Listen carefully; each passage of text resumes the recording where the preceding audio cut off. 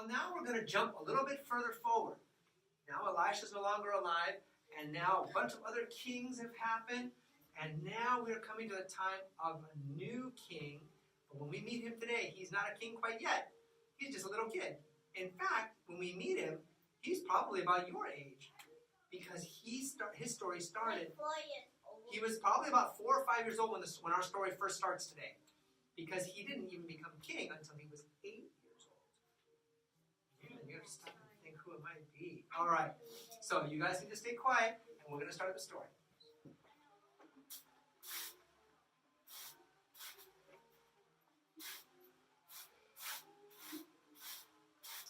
Aunt Jehoshaphat? Yes! Aunt Jehoshaphat, have you seen my box? It's over here, Joash. Oh, I was wondering where that went. Good, I don't want to lose it. It's got my favorite things in it. How are you? Good, just cleaning up around the temple here. Okay, can I help you? Oh, sure, I'd love your help. All right. Hey, Aunt Jehoshaphat? Yeah. I was wondering, how come we have to spend all our time here in the temple? Like, I never get to go outside and play anywhere else.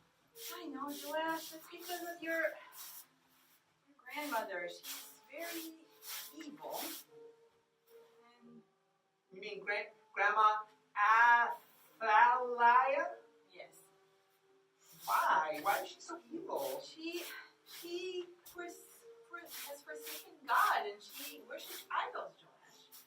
And since you're next in line, she would like nothing better than to grab you and to put you in prison or maybe even kill you. So we have to hide you away here in the temple. She never comes here. I mean, she hates God and she only worships her idols. And so this is the only safe place. So Well, we have people here. I guess that's right and that's okay and all, but I wish somebody would come here. It's like nobody ever comes to the temple. It's just us here. No kids come to worship God. No adults come. Why is that? I know. Ever since she came into power, she's really encouraged the people to worship idols. And so now there's idols all over the place, on all the hills and everything. And so everybody, instead of coming to worship God in the temple like it used to be, they all go out there and they sacrifice to the idols and they give their money to the idols, and it's just, yeah, and God's temple is totally neglected. I mean, there's stones missing, Well, I was going to ask about that. I mean, this is God's temple, and I heard that when King Solomon built it hundreds of years ago, it was really, really nice, and it doesn't look so nice anymore. Why is that? A lot of the people, even Athaliah's family, have come and they've taken stones from the temple to build their houses, and they've left trash around, and they've taken things. I mean, people just don't care about God or his house at all anymore. You know, Uncle Jehoiada, he said that the doorways used to even have gold over them. And look at it, they're all peeling now, and it's just, nobody cares anymore. You know, I wish Uncle Jehoiada could do something about it. I mean, he's a priest and all, and shouldn't he be able to tell the people, hey, God said to worship God, not to worship idols? Wouldn't they listen to him? You know, we've talked about this, Joash, that God never forces anyone, right?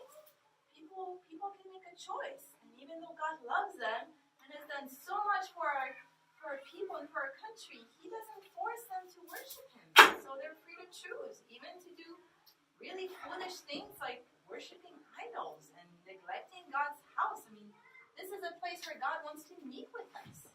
You know, we should take care of it, and it should be even better than our homes. We should clean it, and it should be beautiful, but nobody cares, and God doesn't force anybody. Well, I think maybe if our country had like a good leader, then that would help, you know, because then he wouldn't have to force anybody to worship God, but he could like show people that, you know, that how to worship God and to not worship idols. That'd be good. That's right, Joash. I mean, think about David, right? David was a good leader. Yeah. And everybody would come and worship God at the temple. Yeah, because David would do it, so that everybody else wanted to do it too. That's right. But this is where we're trying to teach you God's way, Joash. This is why every day you learn with your uncle about the Bible, and you read, and we're teaching you how to pray so that hopefully one day God is going to use you to be king. worship him and follow him. Well, if that's a chance that I get, I'm going to do the right thing. I'm going to show the people not to worship the idols, and I'm going to show them to take good care of God's house, and that God loves them a lot. I hope so, Joash. Yeah, me too. Can you come back and play my marble game with me now? Yes, sure. All right. Where's that Aunt Jehoshaphat of mine? Joash, is that you? You know. Ah, there she is. Hi. It's so nice to see you. Oh, it's been so long, Joash. Yes, Auntie. Well, you know, it gets kind of busy being king and all. Yeah, I know. You've been king for how long it's been? Oh, 10 and a half years now, I think. 10.5 years, yeah. When we put you on the throne when you were 8 years old, oh man, that crown barely fit your head. Your feet wouldn't even touch the floor on your throne. Well, God has blessed us. And I'm so glad that we've been able to show the people how much God blesses and how He loves them. And you destroyed so many of the idols. Just and like Uncle everything. Jehoiada said we should. Yes. So wonderful. The people Joash. see now that we should not be worshiping idols and bowing down to stone and to wood. That's a waste of time. However, even though it seems like more people are coming to this temple now, it's nice to see all the people that have come today. It still seems like the building is not in good shape. There's still holes everywhere. The gold is still not replaced. I thought Uncle Jehoiada was working on that. We had a plan for the Levites to go out and get money from the people to help repair this. What's happened? A lot of the Levites are not doing what they should, Joash. What do you mean?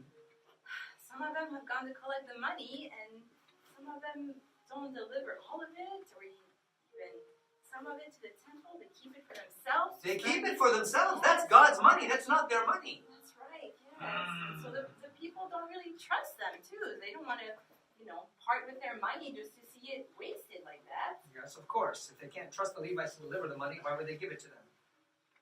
But the people are coming to the temple themselves now Yes. because they love God and they want to worship here.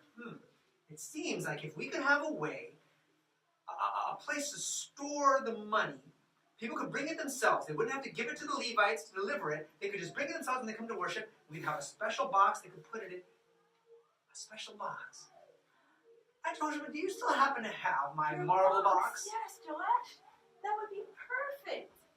Let me see. It's around here somewhere. You still have it, don't you? You never throw anything away. Here it is. There it is.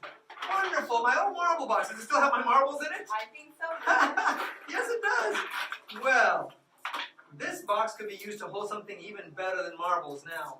This box can be used to hold the money to repair God's temple. That's a great idea, Joash. All right, so this is going to be one of my official acts as king. I'm going to make this the official money box. We'll put it here in the gate of the temple so that when people come, they can drop their money in. I'll even leave my marbles in there.